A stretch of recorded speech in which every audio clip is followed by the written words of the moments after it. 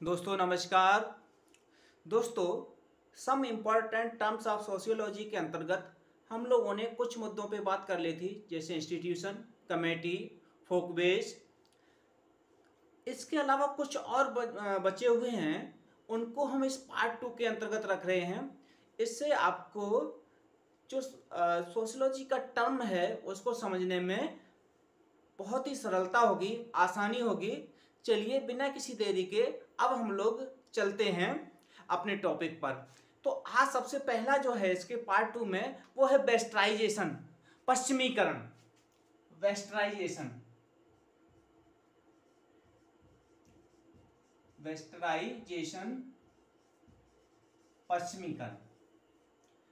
पश्चिमीकरण में क्या क्या है कि क्या ऐसे हम किस चीज को कहेंगे कि भाई ये पश्चिमीकरण की है। तो पश्चिमी देशों का, पश्चिमी देशों का, पश्चिमी देशों का पूर्वी देशों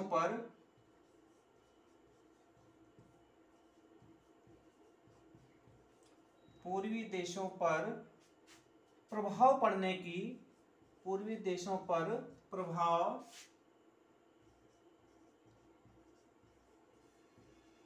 पड़ने की प्रक्रिया को पश्चिमीकरण की संज्ञा दी जाती है, प्रक्रिया। ठीक है, अब इसी के अंतर्गत इसके एलिमेंट्स क्या है। ठीक है, एलिमेंट्स को देख लें, तत्वों को देख लें। पश्चिमीकरण के तत्व क्या है, एलिमेंट्स क्या है, तो तत्व को देख लो। तो सबसे पहला इसमें जो तत्व है वो है औद्योगिकरण का। यदि कहीं पर भी औद्योगिकरण हो रहा है तो हम ये कह सकते हैं कि ये पश्चिमीकरण का प्रभाव है। फिर दूसरा क्या है, तर्कवाद। तर्कवाद की शुरुआत पश्चिमी या यूरोपीय जो दार्शनिक थे उन्होंने की थी। फिर इसी में एक टर्म है पूंजीवाद। पूंजीवाद देखने मिल रहा है, तो ये भी हमारा पश्चिमीकरण का तत्व है। वैज्ञानिकता,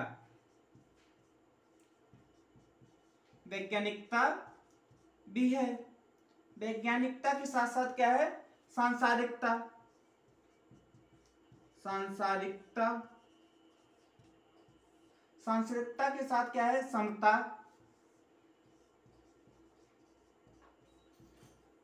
न्याय, समता, न्याय, स्वतंत्रता। ये जो तीनों टर्म हैं वो हमको पश्चिम से ही प्राप्त हुए हैं, विशेष रूप से फ्रांस से। ये फ्रांस की क्रांति से हमें ये तीनों तत्व मिले हैं विशेष रूप से। फिर क्या है, व्यक्तिवाद। व्यक्तिवाद हो गया। व्यक्तिवाद के साथ और क्या है, मानवतावाद।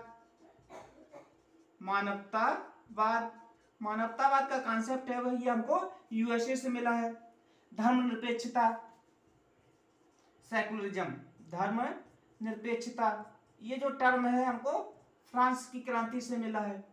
तो ये है, इनमें से जो भी आपको तत्व मिल रहे हैं, 2 या 3 या 4 किसी भी चीज में, तो आप कह सकते हैं इनके आधार पर कि हाँ ये वेस्टराइजेशन के सिम्टम्स हैं। अब इसके बाद हम लोग चर्चा करेंगे मॉडर्नाइजेशन पे, आधुनिकीकरण। मॉडर्नाइजेशन, एक दो तत्व ऐसे हैं कि जो वेस्टराइजेशन और मॉडर्नाइजेशन में कॉमन है। दूसरा है मॉडर्नाइजेशन, ये जेड है, मॉडर्नाइजेशन। ठीक है, तो इसके अंतर्गत क्या है, आधुनिक मूल्यों,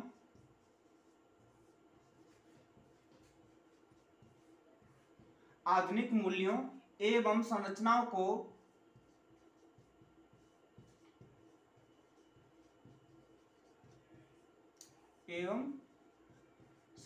को प्रसारित करने का प्रयास। संरचनाओं को प्रसारित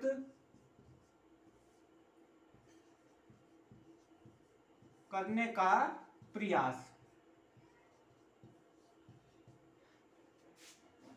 इसके एलिमेंट्स क्या हैं, तत्व उनको देख लो। तो सबसे पहला इसमें जो तत्व है वो है वैज्ञानिकता। वैज्ञानिकता कॉमन हो गया वेस्टराइजेशन और मॉडर्नाइजेशन में वैज्ञानिकता हो गया। दूसरा तत्व है अनुभववाद।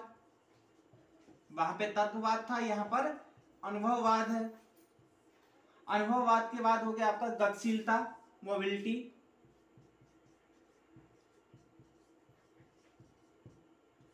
गतिशीलता हो गई। गतिशीलता के बाद क्या है, पर अनुभूति होगी या परानुभूति होगी। ठीक है, एम्पैथी। अब इसको एम्पैथी को समझ लो कि एक होती है सहानुभूति, ठीक है, दूसरी है एम्पैथी।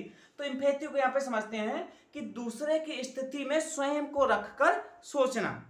दूसरे की स्थिति में स्वयं को रखकर सोचना। यह तुम्हारे कहने का से किसी भी व्यक्ति के ऊपर दुख पड़ा है, उस दुख को अपने ऊपर जब रखकर सोचते हैं कि यदि ऐसा ही हमारे साथ हुआ होता तो क्या होता, तो ऐसी प्रक्रिया को हम, ठीक है, परानुभूति कहते हैं।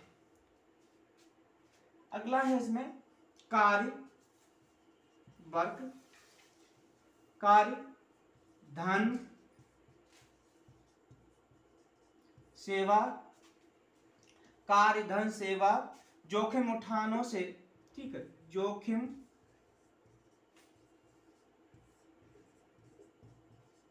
जोखिम उठाने से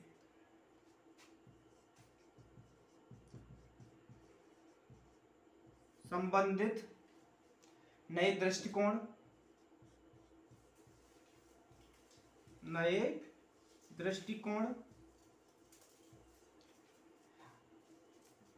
इसी में अगला हो गया लक्ष्यों को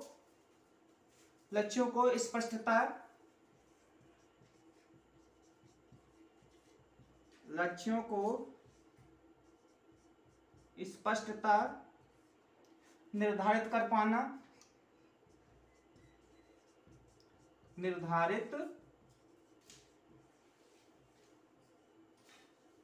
कर पाना और उनकी प्राप्ति के लिए सतत प्रयास करना। ठीक है, ये हो गए। अब अगला तत्व ऐसे में है संस्कृतिकरण, संस्कृताइजेशन। ये जो है संस्कृताइजेशन का कॉन्सेप्ट है वो भारतीय समाजशास्त्री एम श्रीनिवासन ने दिया था। संस्कृताइजेशन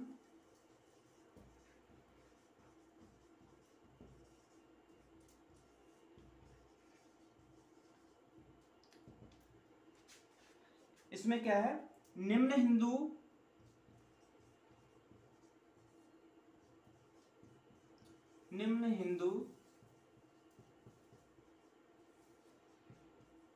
जातियों जनजातियों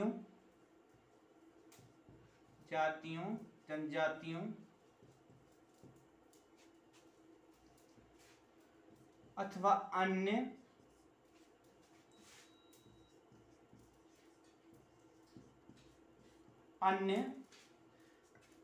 समूहों द्वारा, जो अन्य समूह होते हैं, अन्य समूहों द्वारा अपनी प्रथाओं,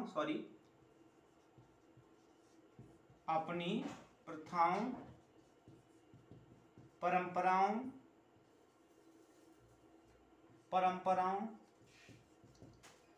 रीति रिवाजों,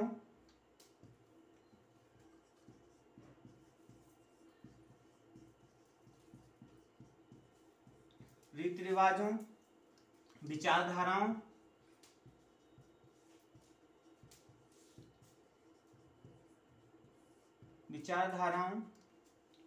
और रहने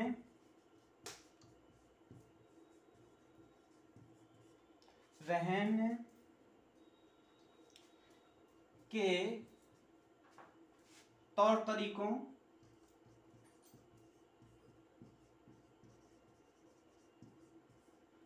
तरीकों को उच्च जातियों के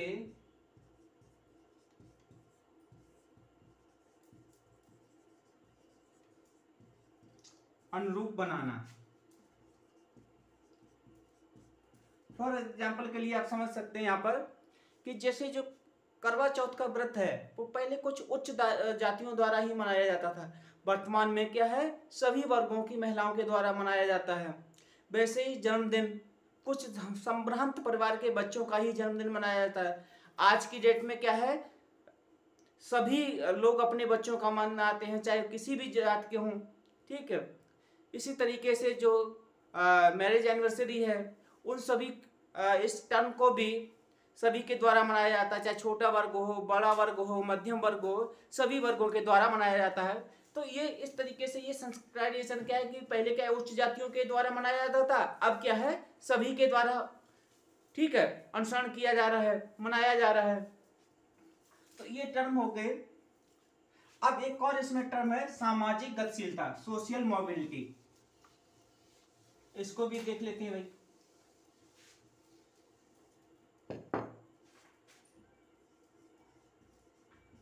सोशल मोबिलिटी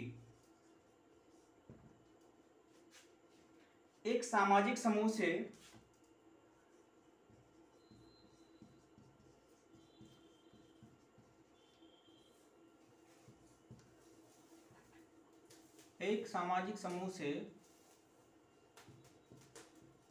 दूसरे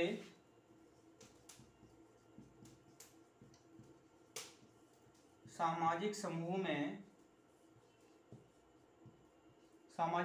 में पहुंच जाना या गति करना, सामाजिक समूह में पहुंचना, ठीक है, सामाजिक गतिशीलता कहलाता है। अब ये जो सामाजिक गतिशीलता है वो दो प्रकार की होती है। इसके टाइप्स क्या है, प्रकार दो टाइप्स की होती है। एक होती है हॉरिजॉन्टल, ठीक है, समानांतर, जिसको कहते हैं हॉरिजॉन्टल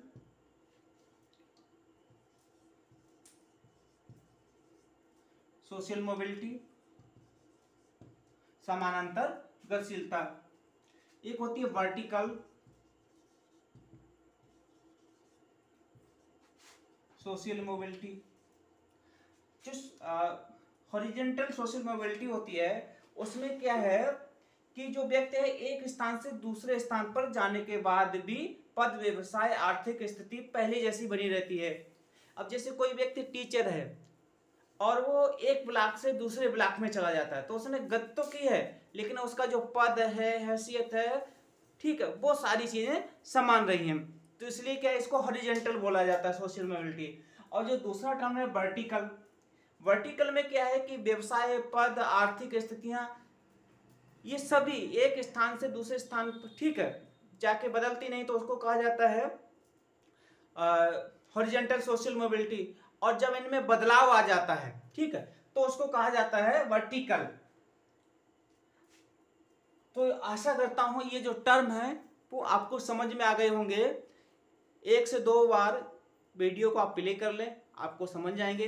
दोस्तों मिलेंगे अगले वीडियो में। जय हिंद।